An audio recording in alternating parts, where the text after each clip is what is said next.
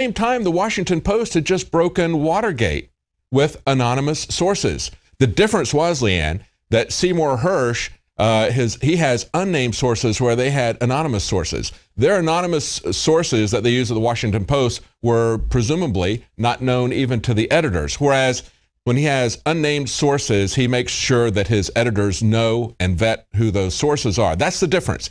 Keeping the sources unnamed versus having secretive sources that nobody other than the reporters, in the case of the Washington Post, these were new reporters, cub reporters that had never done anything before, and they were allowed to use these secretive sources like Deep Throat or whatever. Nobody presumably knew who they were. Yet the Washington Post would still criticize him for this. Why? Because he's going after the intelligence operations that have been ineffective, that have been something, and you know, when they say they're making us safer, when I look at this newspaper from 1974, all over it is stuff about Iran. Okay, they're talking to former intelligence people. Richard Helms had by that time left the CIA and had gone to Iran. He was the ambassador in Iran. Then we have the Shah asking Americans to push for big contracts in Iran. You need to understand that Iran was essentially a state that was created and run by the CIA in the mid-70s. Okay, they had their secret police, the Savak, a reign of terror on the Iranian people, taking them, rendering them to torture sites, picking people up, as we see at Gitmo, other places, as we see the legal infrastructure in our NDAA. They had created that in Iran. So you want to know what America is going to look like if we don't stop this out-of-control surveillance state, this out-of-control torture state? Look at Iran under the Shah. It was a reign of terror, and of course, that's where all these guys were going to hide out at that time. So it just goes to show that when you give them a free reign, it doesn't make you safer at all. Not. So it's incredible. I mean, it really is like we're in a time loop, just seeing the same exact stories on the front page with Iran, and then attacking journalists who would dare go that extra mile to dig a little bit deeper, like Gary Webb or Cy Hirsch, but also just looking at these NSA programs and how they were never about stopping terrorism, because again and again and again, they failed. There's so many instances of where they did not stop the terror attacks. Could it be because they want them to take place? But truly, Operation Chaos and these other things were about crushing dissent. Totally ineffective, but as you point out, they had Operation Chaos. That's what Nixon called the program. Before that, under Lyndon Johnson, under LBJ, it was called Project Resistance. They worked with college administrators, campus security, local police to identify anti-war activists and political dissidents without any infiltration taking place, they said. Then Nixon combined all that together with Operation Chaos, and I thought it was kind of funny, Leanne, that there was this Mel Brooks TV comedy that was created called Get Smart, and the antagonist in that, the nemesis in it, was Chaos. And that was about 4 years before these guys actually started this thing, so perhaps that's where that came from. But here's the difference. Today, it's much, much more dangerous because they did not have the technology in those days to record and analyze all these conversations. They could tap into people's conversations, but they were very limited, just like the Stasi was very limited in what they could do. Today, the added advantage of technology makes them far more dangerous. Even though they're doing the same sorts of things, they have that additional leverage of technology that makes it far more dangerous. Right, and they're actually, a lot of this new technology with social media and everything was created with the intent that they would be able to collect all of our data. They're saying, wow, this is really wonderful. We're gonna be able to build a Matrix-like reality, simulate what's going on in the real world. People are willingly giving up their data, letting us know where they are, what time. They turn on their smart homes that are tracking us and just giving us all of this information.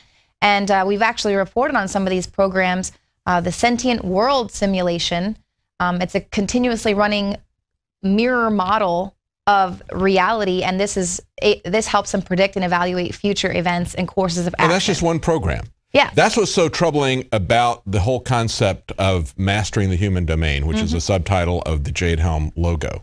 When you go back and you look at human domain analytics, they talked about how they were looking at national intelligence, then they took it down to regions, then they took it down to individuals. They're looking at everything about you, who you know, your activities, tracking you constantly, and then looking at a context of politics and religion and various other things about you. That's what makes this all so dangerous. And what makes me so concerned about Jade Helm is that you can see, looking over the last several years, if you go back and you look at McRaven and others, they've been talking for quite some time about the special forces being boots on the ground for this intelligence gathering, saying you can gather a lot of intelligence and we can use that along with you to identify bad people and to track them, to create a map of the bad guys, essentially overlay that over a geographical map.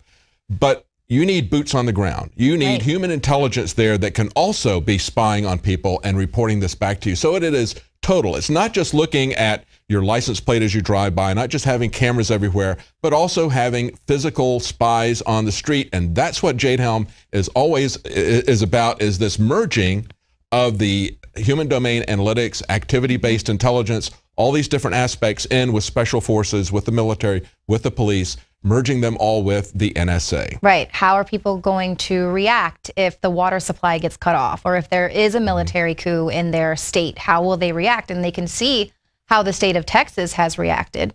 Predictive also, looking at it and saying, well, I can see this, I think this might happen. Singling out people because they think they might commit some kind of a crime or an action in the future, taking action against them, but then also taking this as part of a PSYOP, analyzing it, and trying to shut this down, taking away people's will to fight, taking away their ability to fight, using PSYOP operations and disinformation to people to keep them passive. That's all about population control. So they use the human domain analytics to master us. And that can be psychologically or it can be physically in the case of special forces. Right. And you're absolutely right. It is about numbing us to the presence of troops on the street, you know, in civilian clothes, gathering intel. And it's almost like when we're bombarded with all of this racism here every day, you become numb to it. You almost really stop caring. Oh, another riot. Oh, another protest. Oh, goodness. And that's essentially what happened back in the day when the Pike Committee hearing did this. People had seen so much about the CIA, so many admissions with Watergate and everything. The people just started turning off to government corruption. They went back, turned inward, just worked on themselves, their private life, their entertainment. They didn't pay any attention to this. We wound up not doing anything. The only thing that came out of it was the Foreign Intelligence Surveillance Act, FISA. And all that has done is serve to give a legal cover to the NSA's current dragnet surveillance. They just go to a FISA court with one judge, no adversarial relationship, get him to say, yes, you can spy on, as Rand Paul called it, Mr. Verizon. And they go out and get everything that Verizon has. Right. And it's so funny as well because the American people, something has switched on with this whole Jade Helm. People are saying, this is unusual. But even in the face of that, they're still saying, this is completely normal. We do this all the time. It's just a little bit bigger. And there's drills and exercises in every state constantly now. And it's completely normal, even though in our spirit, the American people are saying, wait a minute, something isn't right with this. And it has trickled down to so many mainstream elements for a reason. And even in the face of that, we're being told it's completely normal. I think it's the slides, being able to see the maps there makes it real to people, just like they had heard many times about dragnet surveillance and the intelligence agencies getting out of their legal jurisdiction. It wasn't until they saw slides. Now, those slides labeling Texas and other places as hostile, that was a very crude representation. It was just for an exercise, but you have to realize the reality is far worse than that. The reality is that they are mapping you down to the individual level with human domain analytics. Geospatial intelligence goes back to 1996, 5 years after it was created, in September of 2001. Does that sound like a familiar date? September 2001. James Clapper, the guy who famously lied to Ron Wyden and said, no, we're not collecting anybody's data. James Clapper was set up his first time he was put as director of an intelligence agency. It was director of geospatial intelligence. And that's what they're using for human domain analytics.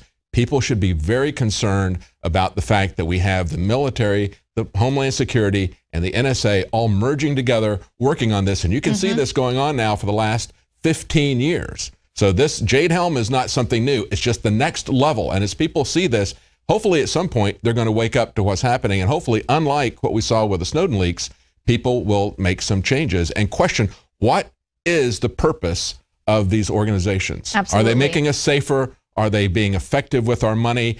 is this something we want them to do or not? Because we, the people, are the ones who are controlling the government and have to take control of the government. We need to say, what is the mission going to be? Right, and it is our funding that's keeping it all going. And again and again and again, they have not proven to be worthy of all of our tax dollars because they haven't stopped a single terror attack. So that's not what they're really all about. And unfortunately, I think we're going to find out the truth, the transparency, when it's a little too late, when all of these virtual, matrix reality is turned on and we're already enveloped in this digital imprisonment, the digital enslavement that we're helping to build with all this technology. And, in the meantime, I hope that we are wrong. I would like to continue to just be the crazy conspiracy theorist. I just hope we aren't right about this. I hope they don't ever bring the hammer down on America. Well, they're selling all this with fear. They're selling it all with conspiracy. And when the enemy doesn't really exist, they eventually create the enemy for us. If the war and the threat doesn't exist, they create the war. They create ISIS. They do create physical threats. They don't just, get their funding and leave it as imaginary. They make real threats who really go out and kill people. And that's what we should be concerned about, is not only fear-mongering and conspiracy theory by the government, but the fact that they make it come true. Yeah, gosh, you're absolutely right about that. We saw some of that footage earlier today with the brand new MRAPs that ISIS had. You're absolutely right. They will create this enemy. Well, while we're under attack, journalists, Pulitzer Prize-winning journalists like Seymour Hersh are also under attack. So here is another great report from John Bound. Just who is Cy Hersh?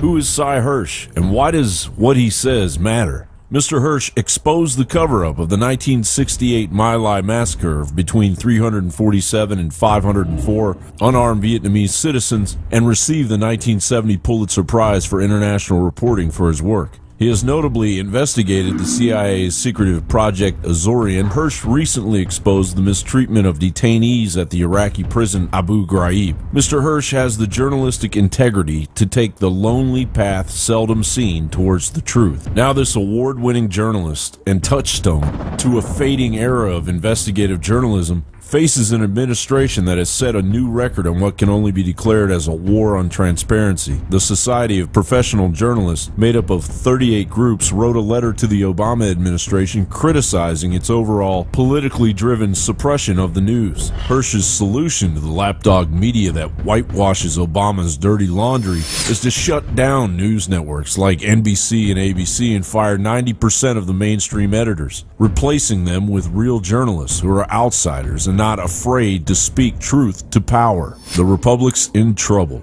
We lie about everything. Lying has become the staple, concluded Seymour Hersh. The way to make government responsible is to hold it accountable. And the way to make government accountable is make it transparent so that the American people can know exactly what decisions are being made, how they're being made, and whether their interests are being well served. The directives I am giving my administration today on how to interpret the Freedom of Information Act will do just that. For a long time now, there's been too much secrecy in this city. The old rules said that if there was a defensible argument for not disclosing something to the American people, then it should not be disclosed. That era is now over.